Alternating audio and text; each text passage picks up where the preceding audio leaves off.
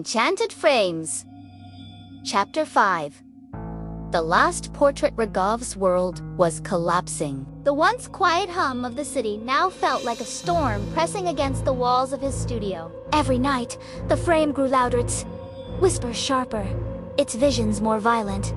Sleep had abandoned him entirely. His eyes were hollow, his hands trembled, but he could not stop watching. The photographs on his wall had begun to change on their own. Smiling faces that he had once captured now warped in the dark, twisting into the very horrors the frame had shown him. Even the paper itself seemed alive.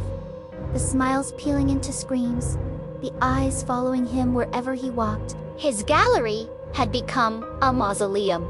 The police came again. He watched them from behind the curtains, their shadows moving across the street. He knew they would return with warrants, with questions he couldn't answer. But it didn't matter anymore. He had seen his end in the frame, and it had been waiting patiently ever since.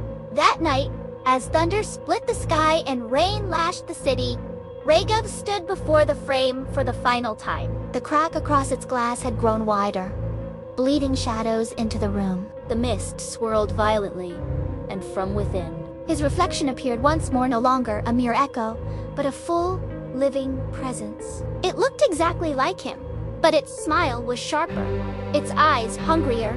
"You've served well," the reflection whispered, its voice overlapping with the hundreds of voices that lived inside the glass. But truth cannot be contained. The world must see. Raghav staggered back, shaking his head. No! No! It's mine! The frame chose me. I'm the one! The reflection pressed its hands against the glass. The crack deepened with a sickening sound. "You were never chosen," it said. "You were the first." The frame burst with light. Shadows spilled into the studio, crawling across the walls like living ink. The photographs shook violently, tearing from their pins and swirling in the air. Raghav screamed, grabbing his camera as if it could protect him. He raised it toward the frame, the shutter clicking again and again in desperation. For a moment, everything froze. The camera's flash lit up the room, capturing the reflection, the shadows, the broken glass. And when the flash faded, Raghav found himself no longer holding the camera at all. He was inside the frame. The glass was cold against his palms as he beat against it, his mouth open in a silent scream. On the other side, standing in his studio, was his reflection, now fully alive, wearing his face, his clothes, his hunger. It turned, picked up the camera from the floor, and smiled. Raghav pounded against the glass, but his cries could not escape. The mist swallowed him, dragging him deeper and deeper until he was just another face among the countless souls trapped inside. The reflection, his other self, looked around the studio calmly. The storm outside had quieted, and sirens wailed faintly in the distance.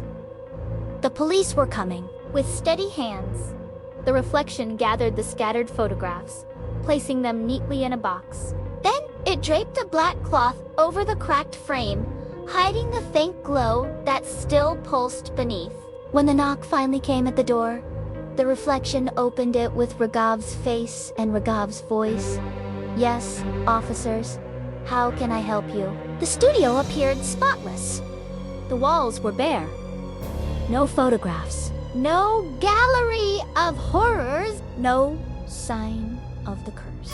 Only a single covered frame in the corner, silent and waiting. The police entered, searching, questioning, but finding nothing. The reflection smiled politely, answering with calm, steady words. And when they finally left, he closed the door softly behind them. Alone again, the reflection approached the frame. He lifted the cloth just slightly, and the glass shimmered faintly, the voices whispering their endless chorus. Inside, Raghav's real face pressed against the glass, his eyes wide with eternal terror. The reflection leaned close and whispered, "Your story is finished, but mine is only beginning."